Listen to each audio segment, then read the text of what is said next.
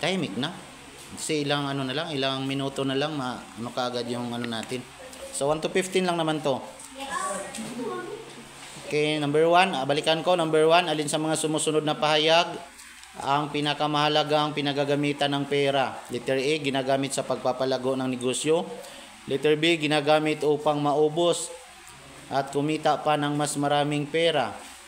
Letter C, ginagamit sa pagbili ng mga bagay na kinakailangan upang matugunan ang pangangailangan at kagustuhan. Letter D, ginagamit upang matupad ang mga pangarap sa buhay.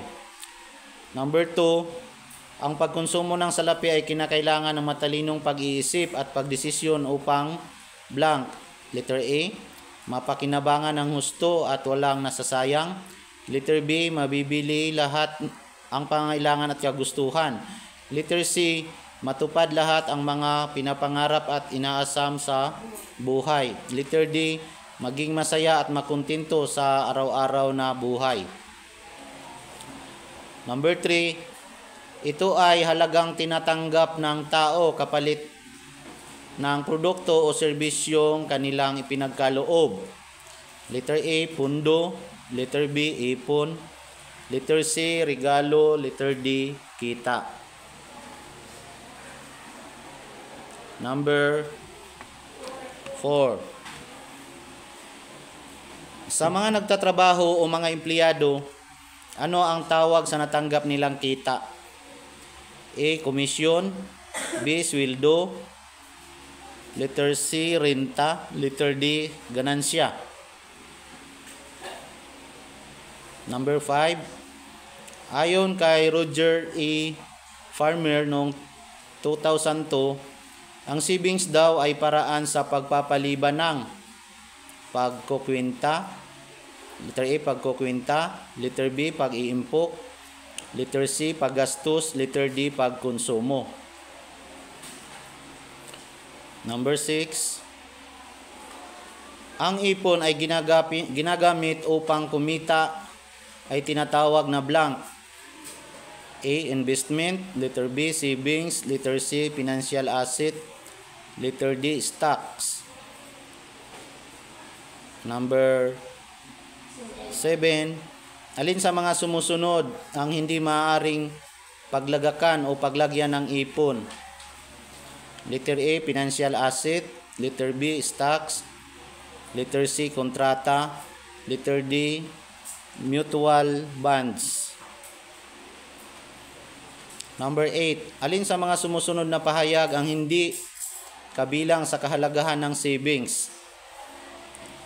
A, upang mailagak sa mga financial intermediaries tulad ng bangko. Letter B, upang magamit ng mga bangko ang ipon ng mga individual sa pagpapautang at pagpapahiram ng sa mga gustong mag-loan. Letter C, upang maitago ng matagal ang pera at hindi ito magagastos. Letter D, upang ang mga nag-loan ay magagamit ang nahiram sa pagpapalago ng kanilang mga asset at mga negosyo. Number 9. Kung ang ipon na pera ay itatago lamang sa alkansya, hindi ito kikita at maaari pang lumiit ang halaga nito dahil sa A, inflasyon. Letter B, kakulangan. Letter C, kakapusan. Letter D, devaluation. Number 10. Okay, ang mga sumusunod ay makapagbibigay ng mahalagang impormasyon upang makilala mo ang iyong bangko. So, alin ang hindi kabilang? Letter A, Philippine Deposit Insurance Corporation or PDIC. Letter B, Bangko Sentral ng Pilipinas. Letter C, Security and Exchange Commission. Letter D, Department of Finance. Number 11. Alin ang hindi kabilang sa mga bank records? A, passbook. Letter B, contract details. Letter C, automated teller machine. Letter D, certificate of time deposits. Number 12. Magkanong halaga ang ginagarantiya ng PDIC o Philippine Deposit Insurance Corporation? Letter A, 300,000. Letter B, 400,000. Letter C, 500,000. Letter D, 600,000. Ang fraudulent account o dinayang account, laundered money, at mga investment products at depositong produkto na nagmula sa illegal na gawain ay tinatawag na A. Liabilities, B. Unsound banking practice, C. Scam, letter D. Laundering.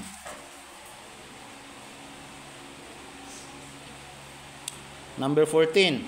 Halimbawang ikaw ay may ipon na 5,000 piso sa bangko. Ano ang pinakamainam mong gawin upang lumago ito?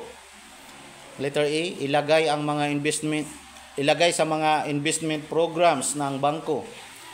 Letter B, manatiling savings account ng bangko upang hindi magastos o mawala ang ipon.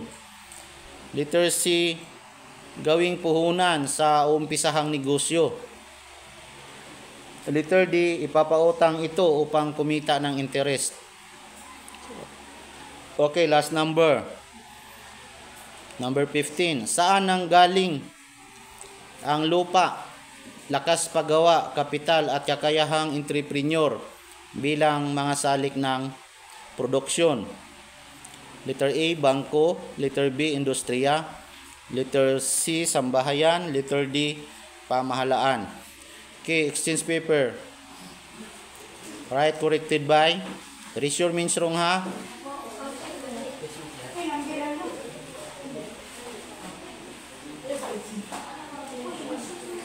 Okay. Number 1 na, number 1. Number 1. So, alin sa mga sumusunod na pahayag ang pinakamahalagang pinagagamitan ng pera? O says letter C, pakitas ng kamay sa letter C. Okay, the correct answer is letter C. Ginagamit sa pagbili ng mga bagay na kinakailangan upang matugunan ang pangangailangan at kagustuhan. Number 2. Ang pagkonsumo ng salapi ay kinakailangan ng matalinong pag-iisip at pagdesisyon upang pataas ng kamay sa letter A. Letter A, apple. Letter A, apple ang tamang sagot, no? Mapakinabangan ng gusto at walang nasasayang. Si Darwin lang yung tama. Pag sabi pataas ng kamay, taas ang kamay. Okay, number 3. Ito ay halagang tinatanggap ng tao kapalit ng produkto o serbisyong kanilang pinagkaloob. Pakitas ng letter D. D. Letter D is the correct answer, no? Ang tawag doon ay kita, no? So number 4 naman tayo. Sa mga nagtatrabaho o mga empleyado, ano ang tawag sa natanggap nilang kita? Ha? Ano yung B? Sweldo. Tama, letter B, sweldo. No, very good. Ayon kay Roger A.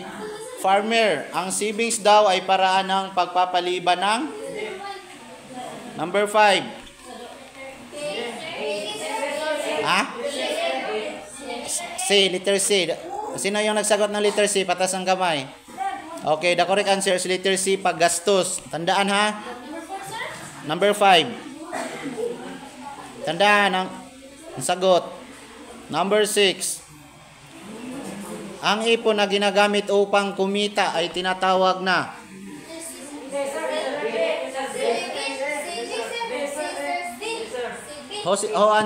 sino yung nagsagot ng letter A? A. Okay, the correct answer is letter A, investment. Okay. Number 7. So, alin sa sumusunod ang hindi maaaring paglagakan o lagyan ng ipon? Ha? Sino nagsagot ng letter C? The correct answer is letter C. No, kontrata. So ito yung mali, isa sa mga mali ko kasi nagano ako ng mga ganyan. No, may kontrata tas yung pera pala hindi pala binabayaran ng tama. So hindi tayo dapat maglagay ng ipon sa mga kontrata kasi hindi maganda pala 'yon. Number 8, alin sa mga sumusunod na pahayag ang hindi kabilang sa kahalagaan ng savings? Sino yung nag-answer ng letter C? Patas ang kamay. Oh, the correct answer is letter C.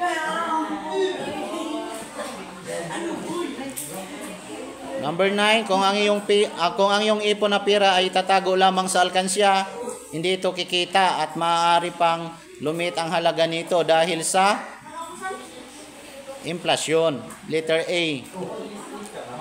Sino ang tama doon? Pakitas ng kamay. No? Inflasyon. So sa susunod na mga topic natin, papasok natin tong inflasyon. Number 10, alin sa mga sumusunod ang makapagbibigay ng malagang impormasyon upang makilala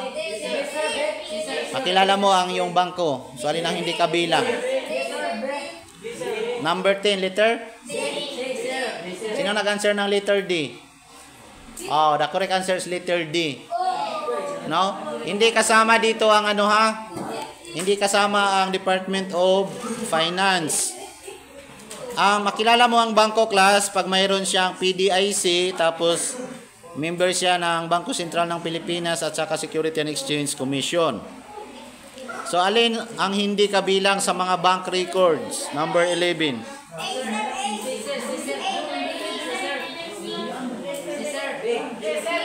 Kaya sa tubig ang big, mabusan mo glaway. Kaya tubig. Number 11. Number 11, letter B. Sino tama sa number 11? Patas ang kamay, letter B. B gani, B. The correct answer is letter B, number 11. Okay, ito class, number 12.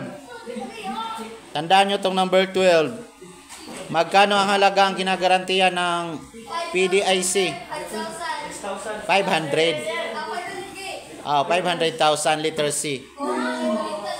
No, letter C. Okay, ang fraudulent accounts o dinayang account, laundered money at mga investment products at depositong produkto na nagmula sa illegal na gawain ay tinatawag na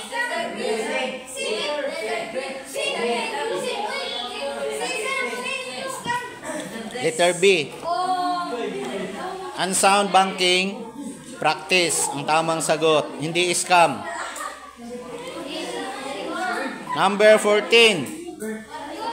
Number 14. Halimbawang ikaw ay may ipon na 5,000 piso sa bangko.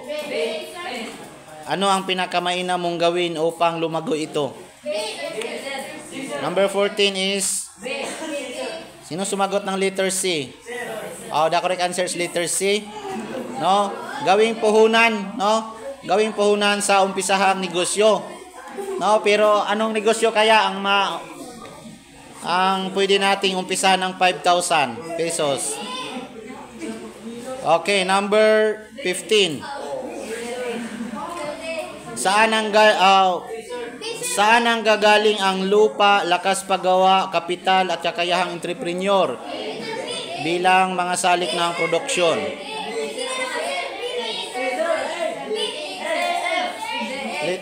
Sino nagsagot ng letter C? Okay, the correct answer is letter C. Sambahayan.